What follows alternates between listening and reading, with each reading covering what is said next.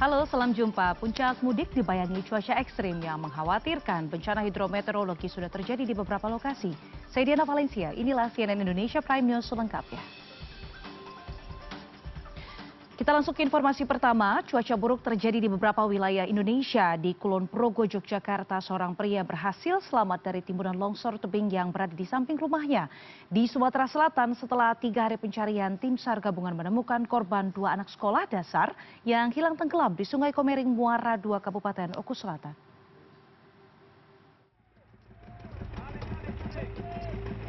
Setelah melakukan pencarian selama 3 hari, korban tenggelam bernama Keila Septiana ditemukan tim SAR gabungan Jumat 29 Maret 2025. Jenazah korban ditemukan di aliran Sungai Komering di wilayah Oku Timur. Sebelumnya, korban pertama bernama Kila Zulaika ditemukan meninggal beberapa jam setelah tenggelam. Peristiwa ini bermula ketika 2 korban sedang mandi di pinggiran Sungai Saka Selabung, Kecamatan Muara II, Kabupaten Oku Selatan, Sumatera Selatan, Rabu 26 Maret 2025. Korban diduga terbawa arus sebelum akhirnya tenggelam. Kami lakukan di hari ketiga, yang alhamdulillah untuk yang jenazah pertama itu diketemukan 30 menit setelah kejadian, dan yang kedua itu sekitar pukul 12 lebih 10 menit waktu Indonesia Barat. Jadi kesimpulan bahwasanya kedua jenazah tersebut sudah diketemukan untuk dimakamkan secara baik oleh pihak keluarga masing-masing. Kamera merekam momen ketika pria bernama Redi Prihantono, 55 tahun, diselamatkan sejumlah anggota keluarga Jumat malam. Tubuh korban terjepit material longsor dari tebing yang menerjang rumah di Pedukuhan Sidi, Kelurahan Giripurwo, Kepanewon Girimulyo, Kabupaten Kulon Progo, Daerah Istimewa Yogyakarta. Korban selanjutnya dievakuasi ke Rumah Sakit Bakti Ningsih, Kabupaten Sleman. Peristiwa ini terjadi ketika korban membersihkan area samping rumah karena air merembes hingga ruang tamu. Tiba-tiba tebing setinggi 10 meter longsor dan korban gagal menghindar. Di sini dari warga sudah evakuasi, dan yang lainnya yaitu di sekitar rumah ini di titik-titik jalan, akses jalan juga tertutup, baik ada pohon tumbang dan tanah longsor yang lainnya. Bangunan 2 lantai di perumahan Kulon Progo, Daerah Istimewa Yogyakarta ambruk setelah kawasan ini dilanda banjir akibat luapan Sungai Serang Jumat malam. Ratusan rumah terendam air. Meski air sudah surut, genangan setinggi 20 cm masih ada di sejumlah titik. Sabtu pagi, warga membersihkan rumah dan menyelamatkan barang-barang berharga. Ini ada berapa rumah Pak kisaran di sini? Ya sekitaran, sudah banyak ini, sudah hampir 200-an lebih kayaknya rumah terendam. Kalau yang bangunan yang di belakang apa sih Pak? Nah ini bangunan belakang ini kantornya ini. Terus kepada masyarakat terdampak, jumlahnya totalnya itu ada keseluruhan jiwa adalah 411. Terdiri dari 160 kakak dengan jumlah laki-laki 214, perempuan 119. Banjir dipicu hujan deras sejak Jumat siang yang menyebabkan Sungai Serang meluap. Pemerintah Kabupaten Kulon Progo bersama instansi terkait melakukan penanganan lebih lanjut, termasuk pembersihan lokasi dan pemantauan infrastruktur. Tim Liputan CNN Indonesia. Hingga Sabtu siang, kondisi lalu lintas yang masuk ke wilayah Semarang dari arah Jakarta berjalan normal. Kabid Humas Polda Jawa Tengah Kombes Pol Artanto menyebut hingga Sabtu siang tidak ada penumpukan kendaraan pemudik di wilayah Semarang. Meski demikian pihaknya masih memperlakukan one way atau satu arah lokal di Tol Semarang ABC dari gerbang Tol Kalikangkung sampai gerbang Tol Bawen. Kepolisian juga terus mengimbau agar pemudik tidak menumpuk di rest area atau berhenti di bahu jalan karena dapat mengganggu kelancaran lalu lintas dan mengakibatkan risiko kecelakaan. Untuk one way lokal kita bermulai dari Kalikangkung sehingga sampai Bawen. Ini terus kita akan melihat situasi seperti apa. Dan alhamdulillah arus lalu lintas selama one way berjalan lancar, dan di Kota Semarang pun di Tol ABC Kota Semarang pun berjalan lancar. Dan selama kegiatan one way kita selalu mengamati arus lalu lintas kendala-kendala apa yang terjadi. Salah satu contohnya banyak kendaraan yang mengalami kerusakan karena overhead, dan juga itu harus kita tanggulangi dengan tim urai yang selalu mengawasi, melakukan patroli rute jalur tol tersebut. Dan langsung saja kita akan pantau arus mudik malam ini di Kendal, Jawa Tengah. Sudah ada koresponden CNN Indonesia Indrayani Laksmi, dan di Pelabuhan Merak ada produser lapangan Arief Kurniawan. Kita ke tol Kali Kangkung, maksud saya di Kendal, Jawa Tengah terlebih dahulu.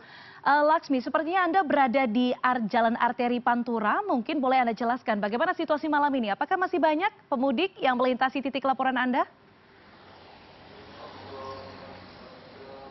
Ya, Diana, selamat malam. Betul, sekarang saya sedang berada di Arteri Pantura, tepatnya di daerah Karangayu, Cepiring, di kawasan Kendal, Jawa Tengah. Dan kalau kita bisa lihat di belakang saya ini jalur yang menuju ke arah depan saya ini adalah jalur yang menuju ke arah Semarang, ke arah Kabupaten Semarang dan juga ke arah Kota Semarang.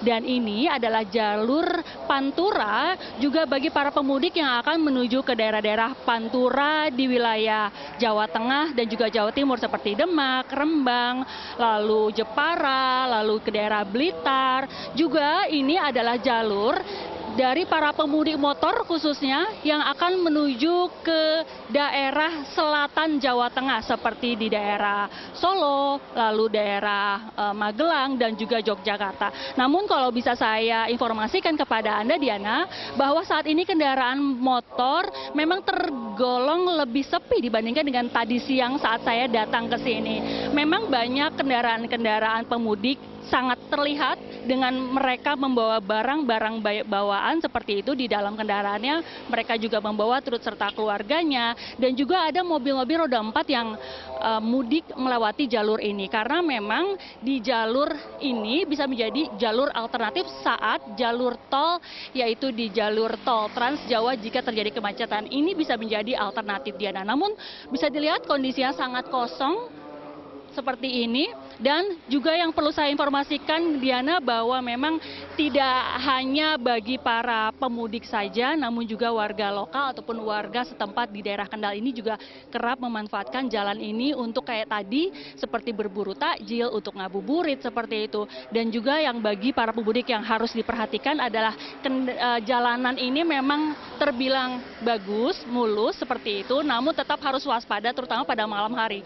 Karena kalau kita melihat memang di sepanjang jalan penerangan cukup aman dan juga jalan mulus seperti itu, namun tentu saja itu bukan menjadi penghalang untuk kita jadi akhirnya jadi lelah seperti itu. Dan kalau kita lelah, dan salah satunya di tempat saya berdiri ini, nah ini adalah Masjid Al-Mutakin, Diana. Jadi Masjid Al-Mutakin di daerah Karangayu ini adalah bisa dibilang menjadi salah satu lokasi destinasi favoritnya para pemudik motor untuk beristirahat sejenak. Jadi di sini kalau bisa saya informasikan ke dalam, memang saat ini ada tengah dilangsungkan tarawih terakhir ya di bulan Ramadan ini. Dan kalau bisa lihat di situ ada selembar karpet warna hijau. Kalau tadi saya siang dan sore hari melihat bahwa di situ banyak sekali para pemudik yang merebahkan badannya. Karena kalau kita bisa bayangkan memang untuk berdiri tegak di atas motor dengan fokus ke jalanan itu memang tidak mudah. Itu butuh konsentrasi dan juga itu bisa membuat tubuh kita menjadi lelah seperti itu. Dan saat ini saya akan berbincang-bincang nih dengan salah satu pemudik yang ada di sini. Ini dengan permisi Bapak Punten. Bapak, mohon maaf, dengan Bapak siapa Pak? Dengan Bapak Udin.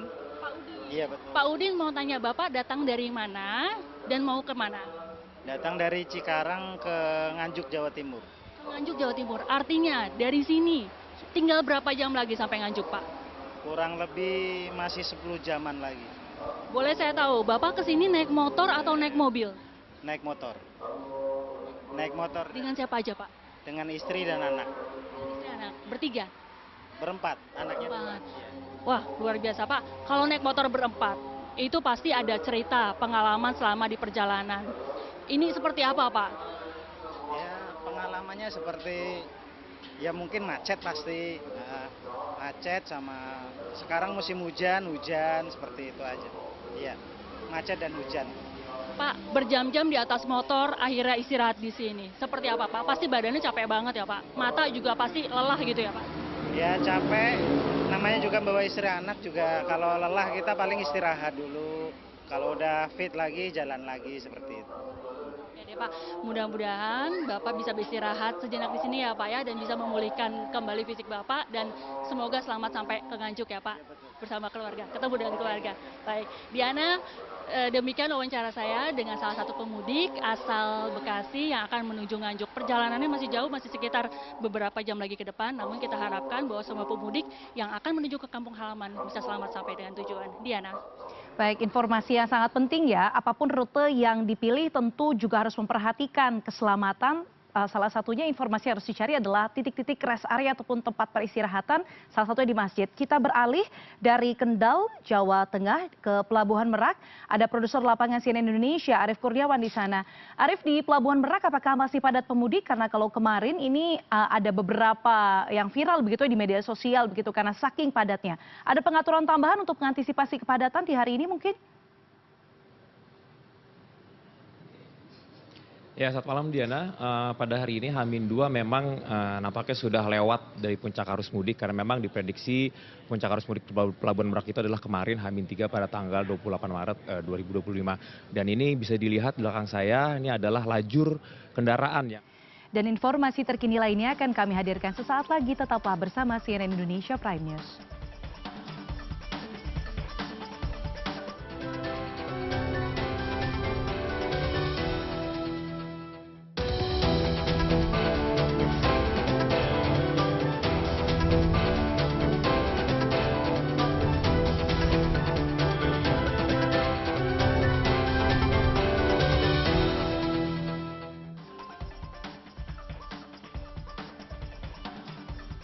Halo, salam jumpa. Puncak mudik dibayangi cuaca ekstrim yang mengkhawatirkan. Bencana hidrometeorologi sudah terjadi di beberapa lokasi.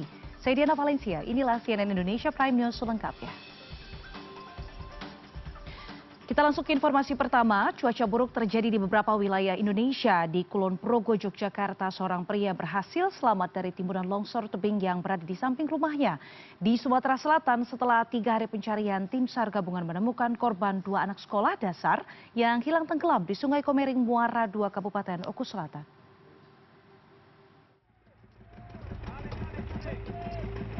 Setelah melakukan pencarian selama 3 hari, korban tenggelam bernama Keila Septiana ditemukan tim SAR gabungan Jumat 29 Maret 2025. Jenazah korban ditemukan di aliran Sungai Komering di wilayah Oku Timur.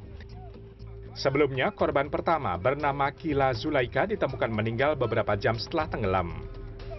Peristiwa ini bermula ketika 2 korban sedang mandi di pinggiran Sungai Saka Selabung, Kecamatan Muara II, Kabupaten Oku Selatan, Sumatera Selatan, Rabu 26 Maret 2025. Korban diduga terbawa arus sebelum akhirnya tenggelam.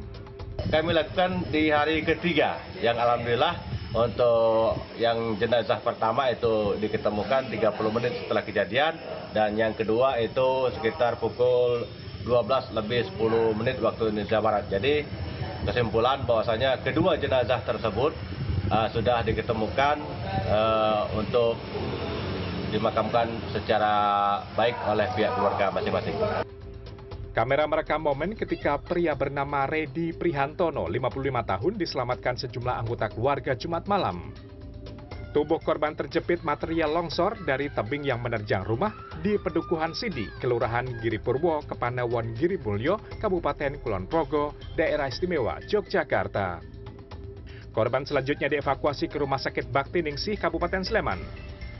Peristiwa ini terjadi ketika korban membersihkan area samping rumah karena air merembes hingga ruang tamu. Tiba-tiba tebing setinggi 10 meter longsor dan korban gagal menghindar. Di sini dari warga sudah evakuasi, dan yang lainnya yaitu di sekitar rumah ini di titik-titik jalan, akses jalan juga tertutup, baik ada pohon tumbang dan tanah longsor yang lainnya. Bangunan 2 lantai di perumahan Kulon Progo, Daerah Istimewa Yogyakarta ambruk setelah kawasan ini dilanda banjir akibat luapan Sungai Serang Jumat malam. Ratusan rumah terendam air. Meski air sudah surut, genangan setinggi 20 cm masih ada di sejumlah titik.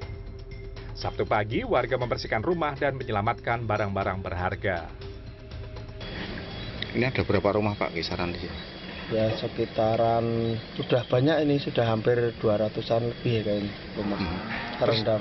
Kalau yang bangunan yang di belakang apa sih Pak? Nah ini bangunan belakang ini kantornya ini. Terus kepada masyarakat terdampak jumlahnya totalnya itu ada keseluruhan jiwa adalah 411. Terdiri dari 160 kakak dengan jumlah laki-laki 214, perempuan 119. Banjir dipicu hujan deras sejak Jumat siang yang menyebabkan Sungai Serang meluap. Pemerintah Kabupaten Kulon Progo bersama instansi terkait melakukan penanganan lebih lanjut termasuk pembersihan lokasi dan pemantauan infrastruktur. Tim Liputan CNN Indonesia. Hingga Sabtu siang, kondisi lalu lintas yang masuk ke wilayah Semarang dari arah Jakarta berjalan normal. Kabid Humas Polda Jawa Tengah Kombes Pol Artanto menyebut hingga Sabtu siang tidak ada penumpukan kendaraan pemudik di wilayah Semarang. Meski demikian pihaknya masih memperlakukan one way atau satu arah lokal di Tol Semarang ABC dari gerbang Tol Kalikangkung sampai gerbang Tol Bawen.